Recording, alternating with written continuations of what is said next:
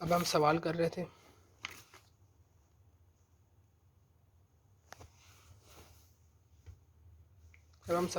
थे, ये वाला।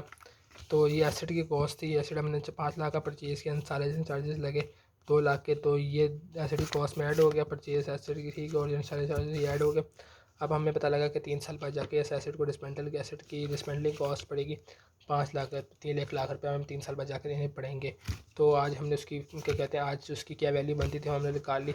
हमने 1 + 0.1 से डिवाइड किया और की पावर 3 ले ली। 3 साल बाद जाके इस एसिड की लाइफ भी 3 साल है, यूज़फुल लाइफ। तो हमें इतने पड़ेंगे। तो हमने इसकी आज की लाइफ निकाल ली, जो 75,000 बनी, कुछ बनी, और उसको 7 लाख के अंदर ऐड कर दी, एसिड की कॉस्ट बन गई, इस तरीके से बनती होती है, ठीक है। अब हम इस तरीके से हम 8 साल इसको डिवाइड बाय 3 करके ऑस्ट्रेलियन बेसिस पे इसकी डेफिनेशन भी निकाल रहे थे। तो हम इसके साथ साथ इसके अंदर इंटरेस्ट एक्सपेंस, तो इसकी जो प्रोविज़न हमने बुक की थी वो 75,000 से 75,001 से हमने प्रोविज़न क्रेडिट की थी और हमने एसेट को डेबिट कर दिया था, ठीक है। 75,001 से हम इसकी provision of provision for dismantling cost हमने डेबिट क्रेडिट कर दी थी और हमने एसेट को डेबिट कर दिया था।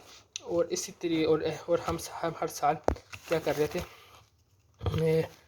तो कहते हैं इस प्रोविज़न के अंदर इंटरेस्ट एक्सपेंस 0.1 से इसको मल्टीप्लाई करके इंटरेस्ट एक्सपेंस के अंदर ऐड कर रहे थे। तो प्रोविज़न क्या हो रहा था, इंटरेस्ट एक्सपेंस इतने से डेबिट हो रहा था, और क्या कहते हैं प्रोविज़न इतने से प्रोविज़न क्रेडिट हो रही थी इतने से, ठीक है। और ये क्लोजिंग बन रहा है इस तरीके से, हमने 0.1 से मल्टीप्लाई ये, तो इंटरेस्ट एक्सपेंस डेबिट हुआ, प्रोविज़न क्रेडिट होगी।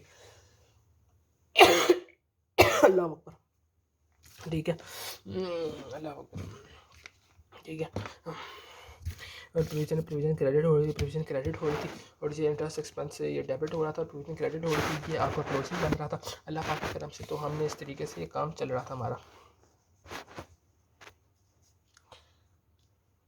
ठीक है, इस तरीके से सिलसिला चल रहा था।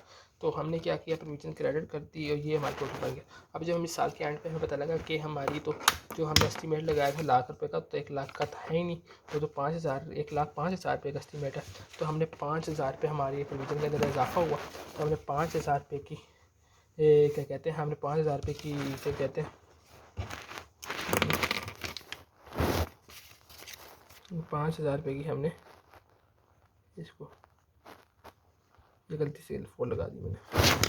5,000 रुपये को हमने डिवाइड करके 1.1 से 1 साल बाद ये रह गया ना बस, तो हमने ये लगा लिया, तो हमारी वैल्यू ये आ गई, ठीक है।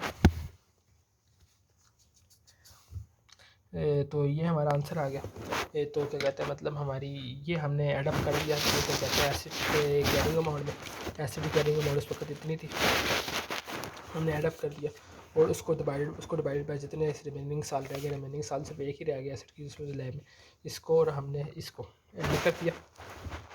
और क्या कहते हैं, और एसिड की कैरिंग अमाउंट के अंदर हमने ये क्या कहते हैं, और ये क्या कहते हैं, और ये जो इसकी जो जितना प्रोविज़न में इंक्रीज़ आया, क्या कहते हैं उसको, उसकी कैरिंग अमाउंट को हमने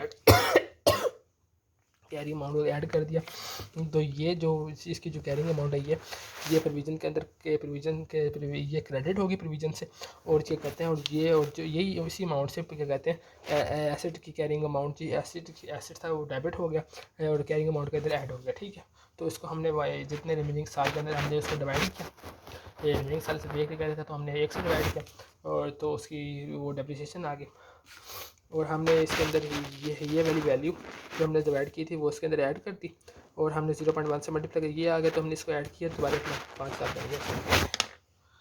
तो मतलब जब भी आपने क्या करना है, जब आपकी प्रोविज़न इंक्रीज़ है, तो जितने से प्रोविज़न में इंक्रीज़ आया उसकी उस डेट पर जिस तारीख में ये प्रोविज़न में इंक्रीज़ आया वो कैरिंग अमाउंट निकालें उस तारीख तक, और जितनी प्रोविज़न के अंदर इंक्रीज़ है वो जिस तारीख को चेंज आया उस तारीख तक प्रोविज़न की जो वैल्यू बनती होगी डिस्काउंट करके, वो हमने प्रोविज़न के अंदर क्या कहते हैं प्रोविज़न के अंदर ऐड कर देनी है, प्रोविज़न क्या कहते हैं प्रोविज़न के अंदर भी ऐड कर देनी है और एसिड की कैरिंग अमाउंट के अंदर भी ऐड करनी है, और एसिड की कैरिंग अमाउंट जो बन जाएगी वो ऐड करने के बाद उसकी जितनी रिमेनिंग यूज़फुल लाइफ होगी उससे डिवाइड करके हम चलाएंगे।